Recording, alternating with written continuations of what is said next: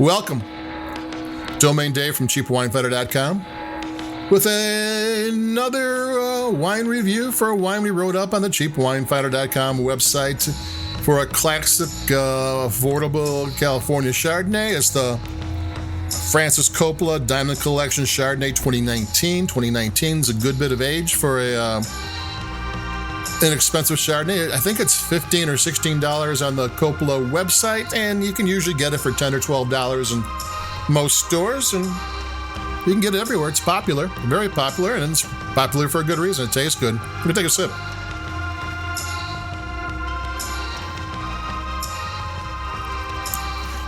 Virtually all of the wineries and wine brands in the price range, in the value price range, have a version of a California Chardonnay, and it's something you can explore. I mean, it's they all have it out there. They're all a little bit different. Nobody makes the same Chardonnay as the next guy. Everybody's got their own take on what a California Chardonnay is, but it's all within kind of like the same ballpark.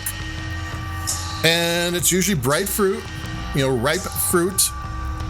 It's got a little bit of oak flavor, vanilla, maybe some oak spice, maybe a little bit of butter.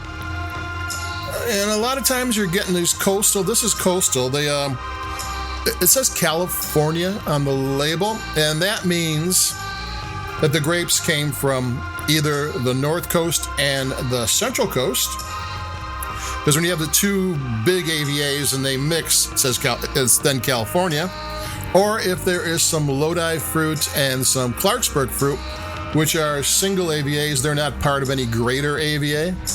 So if you have, say, Monterey and Lodi grapes in your wine, it's California on the label. That's how it has to be. It's legalese. If you're trying to be high-end, then you would probably put, you'd actually write out, Monterey and Lodi, because you're trying to elevate it. But because California is kind of like the base.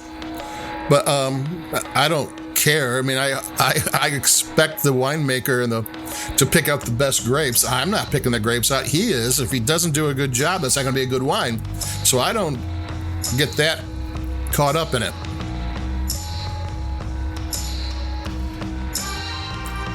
A good winery with the California on the label wine, where they take wines from different areas, it's probably going to be a better wine than the not so good that has Napa on the label or whatever. So that's my rant about California wines. It's fine, especially in this price range. If I'm paying a bunch of money for a wine, I probably want to know where it came from exactly. But these things where they're doing the best they can with what they got, having a wide variety to pick from is probably a good idea. Now, this Chardonnay was in French oak barrels for 9 months with 35% new barrels, which is a pretty solid oak regimen for an inexpensive wine. I mean, it's $16 list. The list price on winery websites is always higher. They don't want to compete with the store.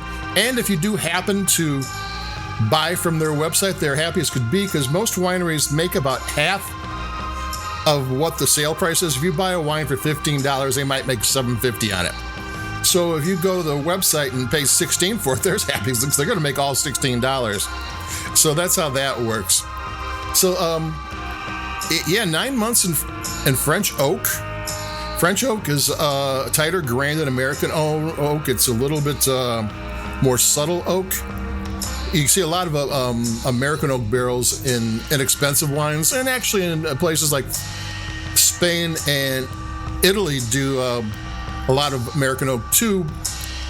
But for white wine, I think you want more subtle. You don't want white wine to be overpowered, and they use French oak, and 35% new is solid. That's good.